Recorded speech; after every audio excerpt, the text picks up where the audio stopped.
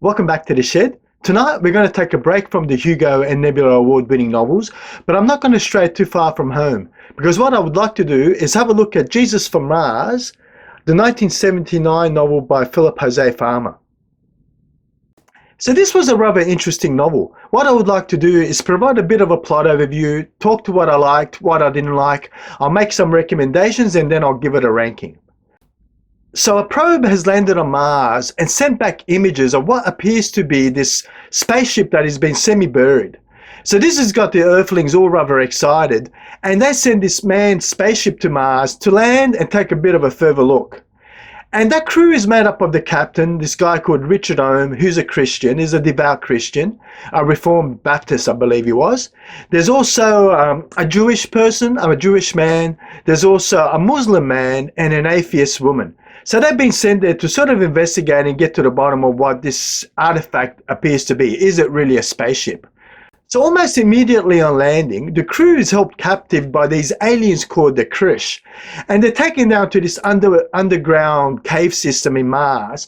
And they soon discover that there's also humans living under these cave systems in peace with these aliens. And almost incredibly, they find that these Christian humans happen to be Orthodox Jews. More fantastic as it may seem, these Jews also happen to believe in the Messiah, in Jesus Christ. So these crew of these spaceships are really trying to figure out what's exactly happening here. We have this alien, group of aliens coexisting with humans who happen to be Orthodox Jews who believe in this Jesus Christ as the Messiah, and their minds spinning a million miles an hour trying to rationalize all of this. What we soon learn is that Jesus, not only do these people follow Jesus as the Messiah, but Jesus lives amongst them. More accurately, he lives in this globe, what appears to be the sun under these underground cabinets. And these aliens and humans are sort of pointing at the globe and saying, well, of course Jesus is real. He lives in the globe with the Savior, with God, right? So this is sort of really challenging these astronauts, trying to understand exactly what's happened. And what they learn is that in AD 50, there was a remnant of Israel, which included Jesus and Matthias, or Matthew, per the Gospel of Matthew.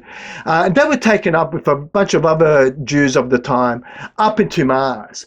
And so the scene is really set. We had this devout Christian in the Captain Richard Ohm, who's fighting with this own internal conflict around Christianity and the Messiah or Christ as reflected in the synoptic Gospels, Matthew, Mark, Luke, and John.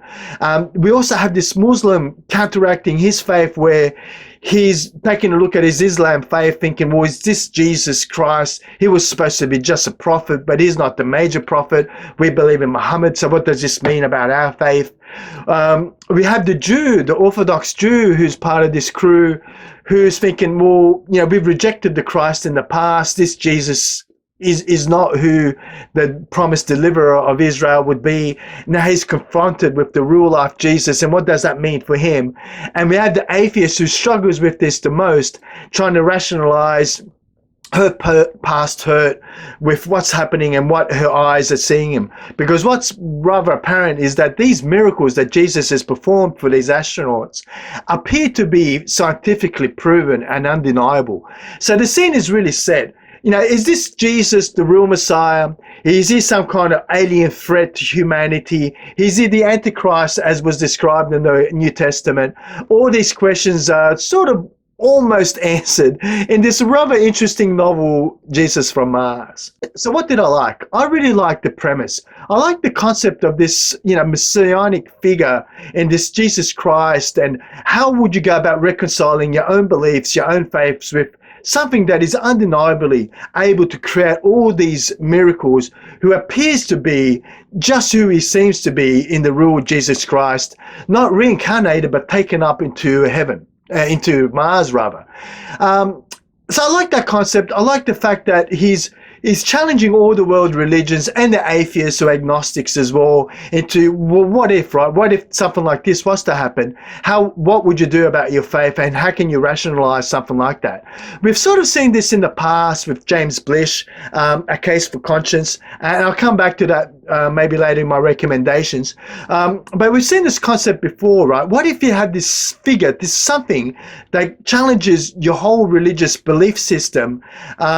What would you do to reconcile something like this? So I did enjoy the concept. The other thing I really enjoyed is Phillip Jose's writing. I've been a big fan of Phillip Jose almost forever, and I think this is no exception. I thought the writing was really good. I thought the pacing was really nice, and it had me guessing the whole way through, which I think was really his intent, as to, well, who is this guy? Can we really trust him? Which is also echoed in the main characters, Richard Ohm's personal feelings going through the narrative. He was sort of challenging himself, and us as a reader, I think we're almost put into Richard Ohm's shoes, where we're sort of asking ourselves also, what's going on here? Is this character believable? Is he the Antichrist? Is he the real Christ? Is he some alien creature? What is exactly going on here? And he has us guessing, as he has the main protagonist in the novel. I would also have to say that the novel was well researched, but I did think it had some flaws, which is a great sort of intro into my dislike section.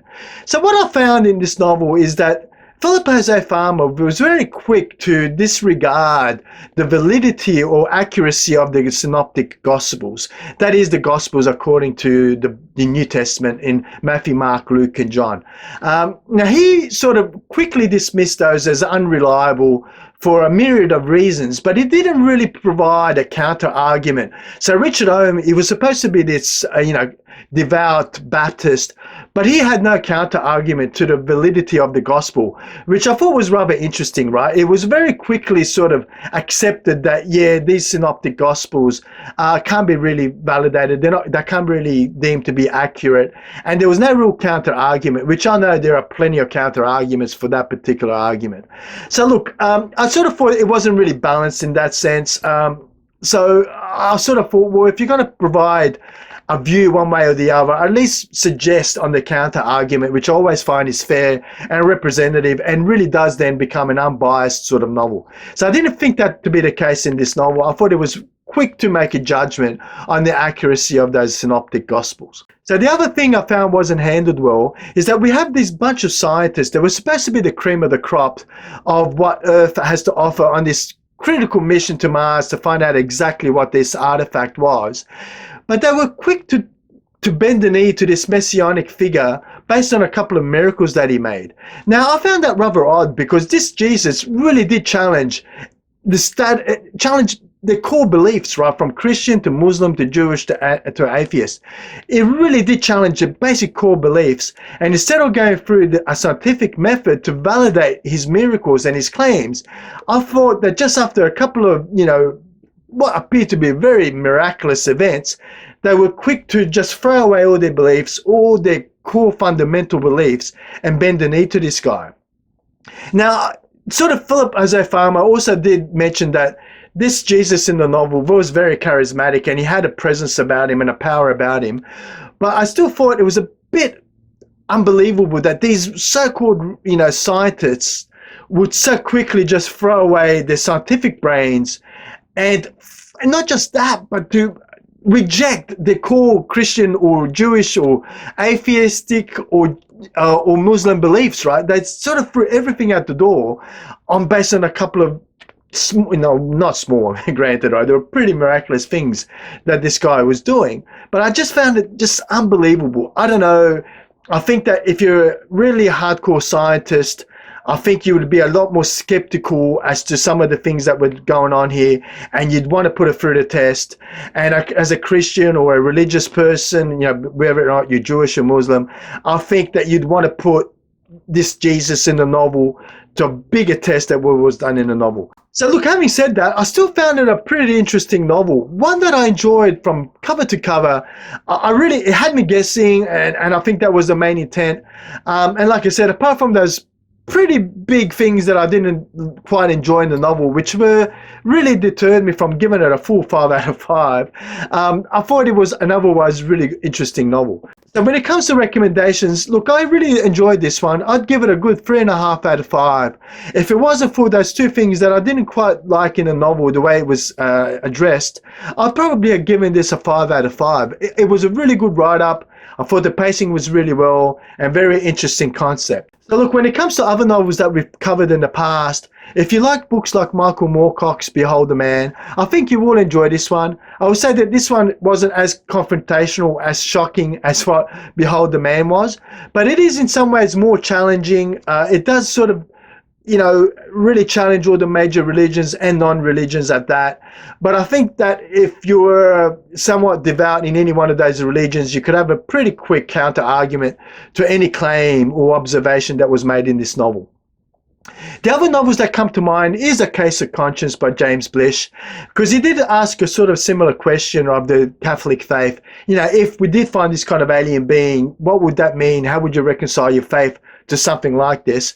But what I would say about James Blish, he handled that subject a lot more delicately, a lot more scientifically than what we find in this particular novel here. I think if you like The Case of Conscience, you will enjoy Jesus from Mars. So yeah, look, an interesting novel, Jesus on Mars by Phillip Jose Farmer. I'd say have a go at it. You might be pleasantly surprised. And as always, I'll see you next time in the shed.